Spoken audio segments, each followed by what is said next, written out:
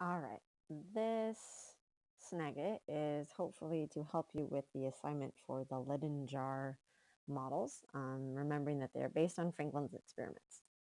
So you should have this sheet, and at the top it says use appropriate symbols and labels to show the flow, storage, and release of electrical energy to complete the diagrams. You can see that there are two. By no coincidence, in the article that I read to you about Franklin, there were two different setups that were described. First, it said Franklin held the jar so that the rod touched an object with an electric charge. Then the electric fluid from the object seemed to flow through the rod and into the jar where it was collected or stored. Look at the pictures. Which one shows an object that has a rod touching another object with an electric charge?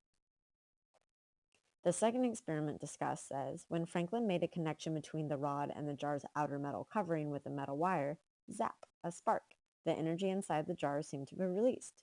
Again, looking back at the two models, which diagram has a wire connecting between the rod and the jar's outer metal covering? Yes, it is that easy. Next, looking at jar 1, the jar on the left-hand side. The thing you're supposed to do on these lines is to label the parts. What is the top pointing to? What is the middle one pointing to? What is the bottom one pointing to?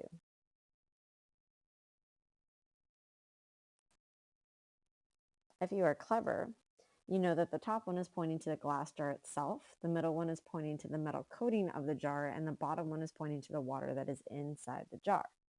All right, next. It says at the top that it's being touched by an electrically charged object. So what do these arrows represent?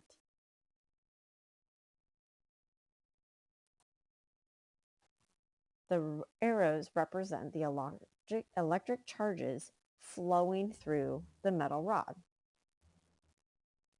Label it. So think back to what the text said about this jar. Franklin held the jar so that the rod touched an object with an electric charge. You can see that at the top of this diagram. Then the electric fluid from the object seemed to flow through the rod and into the jar where it was collected or stored. So the arrows point down into the fluid. Is this diagram missing any other arrows if the energy flow here would be collected or stored? Hopefully you're thinking no. So at the bottom, what we're looking for is that the electric charges are stored in the water. Brilliant. Next one. Hopefully what you see is different about this one is it doesn't have the electrical charged object touching the top of the metal rod. It has a metal wire. Hopefully too, you remember what I said, that there were only two experiments that Franklin talked about, or that were of Franklin's that were talked about in the article. The second experiment says, when Franklin made a connection between the rod and the jar's outer metal covering with a metal wire, zap, a spark.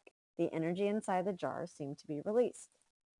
So looking at the picture, what would make sense to label what the metal wire is? Well, I would start here. There's a spark when the wire touches the metal coating. Other than that, you are on your own. Your job is to use arrows to show how the electricity flows through this model of the Leyden jar. When you're finished, don't forget to do the bottom where it asks you to use words to explain what is happening in both jars. Good luck.